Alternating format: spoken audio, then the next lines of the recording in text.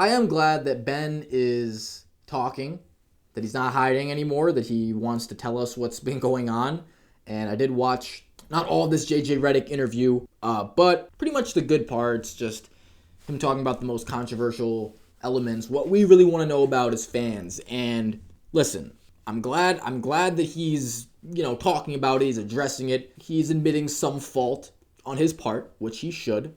I definitely think the way that he addresses it, his tone, and obviously, I'm not going to sit here and act like the Philadelphia Sixers are devoid of blame in how they handled this situation, especially Doc Rivers, even Joel Embiid. Of course, the city of Philadelphia, they don't have the most forgiving fans in the world, of course, but the comments that he's made, the way that he carries himself, there's a level of pressure of being a number one pick, getting these monster contracts, having the expectations of winning an NBA Finals. A lot of players have gone through this same thing, and this has not been the outcome. Ben has room to grow, still a young player, still has time to improve, even though I don't think we've really seen improvement at the level that we might have wanted from a guy with so much promise entering the league. He's in a new place. Being in Brooklyn gives him the opportunity to play in a way that he's never played before, and maybe in a play style that caters more towards his strengths and will allow him to flourish more than he did in Philadelphia. But that being said, I don't think Ben has that dog in him that we talk about. I don't think he's built different. Maybe he's built different in the wrong way, because this is what it takes. You have to go through these battles with media, pressure, yourself. This is not to dismiss mental health or anything, but the players that will get the respect, the players that won't be subjected to ridicule, are the ones that leave it all on the court. The ones that really have that true love for the game, and that are going to perform up to their standards during these big moments and not shy away. He's never been good in the NBA playoffs. He is disappointed year after year, and it is up to him to get to the bottom of why it is that he can't succeed in some of these high-pressure situations against these better defenses. Obviously, it's going to be more difficult, but your level of attention to detail and workload when you get into these months of the season, when you need to win these games, you need to win this series, and you need to perform well in order for your team to do that, it requires you to be at your best, and he hasn't been. And whatever that reason is, we will see, like during this year, how much Philadelphia is, and the system of the Philadelphia 76ers, the culture of the Philadelphia 76ers is to blame for Ben Simmons' shortcomings. Of course, he's got so much responsibility to get better. The idea that he doesn't care about basketball is something that I've thought of a lot. I don't think he really likes the sport as much as a lot of guys in his position. Regardless of how he comes across in an interview like this, a guy like Ben or just anybody can do a lot of mental preparation for how he's going to approach being on camera, basically making a return, addressing all of these issues. He knows he's going to have to answer questions on. And he goes on a podcast of a guy who is his teammate, a guy who he's friends with, talk about these situations in a way that's a lot more comfortable with them. But I can't just sit here and act like I believe everything the guy's saying and that I believe that his side of the story tells exactly how it is. The thing about having his phone in his pocket, that he had a jersey in his pocket, who really knows that that's true?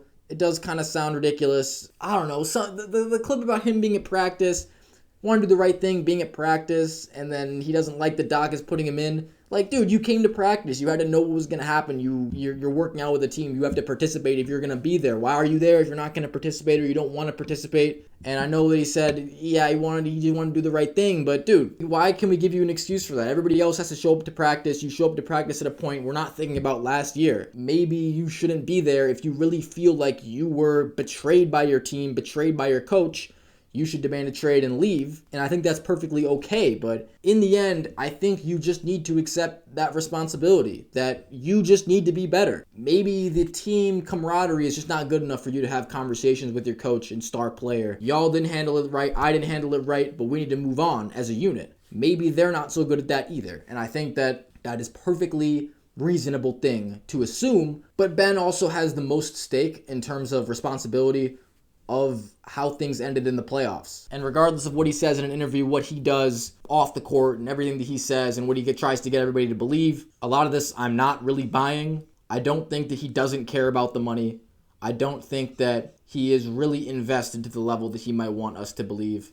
But he gives himself a chance here in Brooklyn to rewrite his story. I'm open to being wrong, being convinced that maybe there's something to Ben Simmons that he hasn't shown us or that I haven't seen. But I don't think we can say for sure what it is at this point. What I do know is that the mental health angle is something that's becoming more and more emphasized in the NBA, especially now, especially after guys like DeMar DeRozan, Kevin Love come out and talked about it and their struggles through it. And obviously it's a real thing, and we shouldn't dismiss it just because these guys are professional athletes.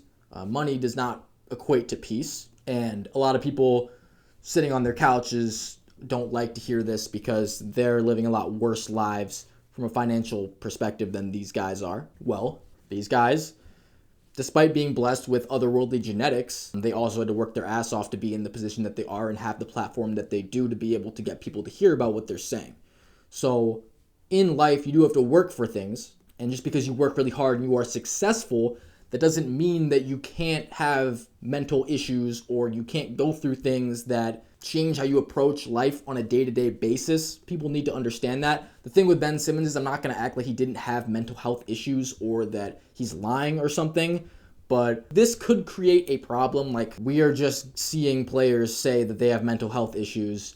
No one can ever know if they do or don't, and this is a valid excuse for missing games, acting a certain way, pretty much doing anything. I don't want to see players use this to take advantage of loopholes, gain a bunch of sympathy for something that they're not actually going through. Again, I'm not saying that he did or didn't actually have mental issues. I'm sure that he went through something after really the height of this drama. I'm sure he was not in a very good place after they lose that series against Atlanta. Again, I'm going to say it, like, a lot of players have been through similar instances. Players, coaches, whoever. A lot of times when a franchise or a team underachieves and disappoints and chokes and loses, there is one player or one person that is to blame, thrown under the bus. It happens all the time. I don't know how many excuses this person needs. They need to say they're depressed every time this happens. However they handle it, maybe they deserve sympathy for it. Their fan base might hate them because they're a fan base and they care about the team. But players go into these series, they go into their seasons, they go into their careers, and they understand the pressure of what they're doing before they have to do this and know that if something happens and if it's them that fucks everything up, they're going to be the butt of the joke. This is how it goes. Paul George has been in situations like this and gone through stuff like this, but he gets back, he recovers, he keeps at it. He's not ducking the smoke, like, you have to go through things to recover. Ben Simmons might have needed more time to recover from this, or he might just be bullshitting. Like, I don't really believe him yet. Again, I'm willing to be wrong, I'm willing to be convinced of otherwise, but at this point, I'm not necessarily buying into this.